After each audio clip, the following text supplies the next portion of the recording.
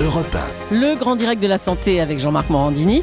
Et aujourd'hui, autour de la table, le docteur Marcel Ichoux, Anne Le Gall d'Europe 1, Isabelle Quenin, spécialiste santé, conso, bien-être, et notre psychologue Sabrina Philippe. Oui, on va parler avec vous, Sabrina Philippe, tout d'abord, de ce qu'on entend parfois dans la bouche de certaines femmes, surtout, qui nous disent « je vis dans l'ombre de mon compagnon ». Alors, c'est vrai que parfois, on a un compagnon qui cherche à tout prix le conflit, qui veut diriger. Et en préparant l'émission, vous avez dit « oui, c'est un peu le pervers narcissique ». C'est une expression qu'on emploie souvent, mais qu'est-ce qui se cache derrière ça ? Alors, je vais vous expliquer tout ça. On est dans la manipulation, vraiment dans la manipulation. Et la manipulation, en fait, les manipulateurs, on les rencontre évidemment au travail. On les rencontre aussi dans sa famille, avec des relations amicales. Mais là où ils sont extrêmement dangereux, c'est en amour. Pourquoi ? Parce qu'évidemment, vous êtes soumis au quotidien dans cette relation de manipulation. Alors, qu'est-ce qu'il faut faire ? Déjà, il faut s'en rendre compte. Non, mais déjà, comment on le repère ? Voilà, c'est ça la première question. Il faut s'en rendre compte, et la plupart de ceux qui le vivent ne s'en rendent pas compte quand ils sont à l'intérieur de la manipulation. Alors, quels sont les signes ? Comment on reconnaît que la personne avec qui on vit est pervers narcissique ? Voilà, alors je vais vous expliquer, c'est très simple, je vais vous raconter une petite histoire, je vais vous raconter l'histoire de Cendrillon, et c'est pas la même que celle que vous connaissez. Donc au départ, on va prendre l'exemple d'une femme, mais ça existe aussi chez les hommes. Bien sûr, c'est pour ça que je disais souvent... Voilà, mais ça existe aussi chez les hommes, on verra. Donc au départ, on a une petite Cendrillon qui est plutôt intelligente, plutôt ouverte sur les autres, qui a besoin d'amour, qui manque un peu de confiance en elle, mais qui a, en général, un métier sympa, une petite frimousse sympa, et qui est plutôt rêveuse. Et elle va rencontrer un prince très, très, très charmant. Il est extrêmement charmant, ce prince, il est très charismatique. Et avec lui, elle va vivre dans un premier temps des moments extraordinaires comme elle n'aura jamais vécu. Il va l'emmener au nirvana. Déjà, il va beaucoup l'écouter. Il va apprendre d'elle. Il va l'écouter. Alors elle se dit, mais jamais personne ne m'a écoutée comme ça, jamais personne ne m'a comprise comme ça. Et il va lui faire passer des moments extraordinaires. Il la met au premier plan. Et très vite... Il la valorise, c'est-à-dire au départ. Il la valorise énormément, comme elle n'a jamais été valorisée. Donc elle rêve, c'est son prince charmant. Et puis très vite, il va la vouloir près d'elle.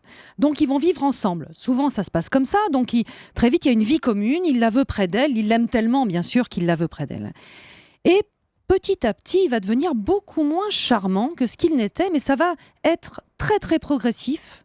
La manipulation, c'est quelque chose de très intelligent. Donc très progressivement, il va lui faire comprendre déjà que son entourage, ses amis, sa famille, c'est pas des gens fréquentables, c'est pas des gens bien pour elle. Il va l'isoler, il va l'éloigner de ses proches, petit à petit, de façon très maligne. Il va lui faire comprendre que sa meilleure copine, finalement, elle lui donne pas des bons conseils, et petit à petit, donc bien sûr, elle va être de plus en plus seule. Elle s'en rend pas compte. Elle ne s'en rend pas compte, et je tiens à dire cela, c'est que souvent, les manipulateurs, les manipulatrices s'attachent à des personnes qui sont intelligentes, qui ont des métiers de cadre, qui sont des personnes qui sont amenées à penser. D'accord ? Donc, ce n'est pas une question de force. Ouais, c'est pas de la bêtise non plus. C'est pas que la personne est bête. Pas du tout. C'est vraiment de la manipulation intellectuelle. C'est de la manipulation intellectuelle à petite dose, tous les jours. Et puis petit à petit, évidemment, il va lui dire que sa coiffure, ses vêtements, son attitude même, font d'elle quelqu'un de pas très fréquentable. Elle est un peu moche. Ah oui, donc il y a un revirement total. C'est-à-dire qu'au début, elle était parfaite, c'était la femme idéale, c'était la femme qu'on voulait mettre en valeur, et puis petit à petit, le discours change. Le discours change. Je le dis sur les vêtements, tu devrais pas porter ça, ça te fait... t'es grosse, tes cheveux, c'est pas beau, enfin voilà. Donc il va la casser aussi vis-à-vis de son travail, de tout ce qu'elle fait finalement, mais à petite dose. Donc il va petit à petit, évidemment, étendre son emprise psychologique, il va la culpabiliser aussi. C'est-à-dire que quand elle résiste, notre petite Cendrillon, il explose, il la manipule, il lui fait peur. Il peut même être à la limite de la violence. Parfois, évidemment, il va être violent. Et il la culpabilise beaucoup. C'est-à-dire que le couple, s'il ne fonctionne pas, c'est de sa faute. C'est parce qu'elle ne fait pas ce qu'il faut. Elle ne fait jamais ce qu'il faut. Tout ce qu'elle fait, ce n'est pas bien. Et puis, il va la noyer dans un discours. En général, c'est des discussions sans fin où elle ne comprend plus finalement comment ça a commencé, comment cette dispute a commencé. Ça va l'épuiser, et puis il va lui envoyer beaucoup de messages paradoxaux, c'est-à-dire qu'elle est géniale, mais en même temps elle est nulle. Elle est géniale, elle est nulle, il l'aime, mais il la déteste, enfin voilà.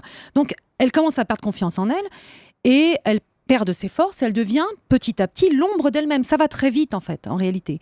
C'est par petites doses, mais au bout d'un an déjà, on voit que cette femme n'est plus elle-même. Hein. C'est-à-dire elle a coupé les relations avec sa famille en général. En tout cas, elles sont distendues avec ses amis. On l'a obligée de changer d'amis, exactement, de parfois look, même, de coiffure, de vêtements. Et parfois même son travail, puisqu'il va insister en général pour qu'elle ne travaille plus, en lui disant que son travail n'est pas fait pour elle, que ça serait mieux qu'elle se repose, qu'elle soit... Donc du coup, elle est aussi sous une emprise financière. Hein. Et évidemment, elle devient, comme je le disais, l'ombre d'elle-même. Et elle a peur de le perdre, en fait, malgré tout ça. Parce que tout ça, c'est de la manipulation, donc elle a peur de le perdre. Et puis quand il est charmant, il est tellement charmant. Parce qu'évidemment, à petite dose, il continue à être très charmant. Donc il va lui faire des cadeaux incroyables, il va l'emmener en week-end, ça va être formidable. C'est le chaud et le froid en permanence. Le chaud et le froid, exactement. Mais en permanence. J'ai bien compris le fonctionnement, c'était pas passionnant d'écouter ce fonctionnement, mais est-ce qu'il en est conscient, cet homme ? L'homme qui est avec sa Cendrillon, là, est-ce qu'il sait qu'il est en train de faire ça ? Est-ce que tout est calculé ou c'est plus fort que lui ? C'est sa personnalité. Il est fait comme ça. Il est fait comme ça. Il est fait comme ça. Mais il s'en rend compte ? Il ne s'en rend pas compte. Il sait qu'il manipule, mais en même temps, c'est fait tellement partie de sa personnalité. C'est pour ça qu'on ne peut pas affronter un pervers. Hein. C'est que il faut fuir. Attendez, c'est important, parce qu'on ne peut pas l'affronter, ça veut dire qu'il faut fuir. Voilà. Alors, justement, c'est ça la fin de l'histoire. Et j'insiste sur ce point-là, parce que si je l'ai raconté de cette façon-là, c'est pour que les femmes puissent se reconnaître et les hommes aussi. D'accord ? Parce que ce qui se passe à la fin, c'est qu'en fait, Cendrillon, elle pense qu'elle est devenue folle. En plus, il est tellement charismatique et tellement sympa en société que ses amis lui disent « Mais il est trop génial, ton mec. Mais enfin, c'est toi qui vas pas. » Parce qu'il se trouve des alliés. Parfois même dans la famille, hein, il se trouve des alliés. Donc c'est elle qui débloque complètement. C'est elle qui n'est pas qui n'est pas à la hauteur. D'accord ? Donc elle commence à perdre, évidemment, toute sa confiance. Elle pense qu'elle est dingue. Et la fin, il y a deux fins possibles. Il n'y en a pas 36 000, il y a deux fins possibles. D'accord ? Soit Cendrillon, elle part dans un pays très très lointain. Elle s'en va, elle s'enfuit. Ouais. D'accord ? Et elle renoue avec sa famille et elle consulte même, j'ai envie de dire. Soit ça peut très très mal se terminer parce que souvent, ça peut se terminer par un suicide. Ah bon ? Voilà. Ah oui, carrément. Oui. C'est-à-dire que c'est très grave en fait, ce dont on parle. Et ça représente, on a identifié qu'on avait 10% aujourd'hui de la population qui était sous le contrôle ? Non, qui était perverse, narcissique. À 10% pervers narcissique ? Parce qu'on s'est aperçu que notre société produisait de plus en plus, avec cet ego qui est mis au premier plan, produisait de plus en plus. Le grand direct des médias, Jean-Marc Morandini.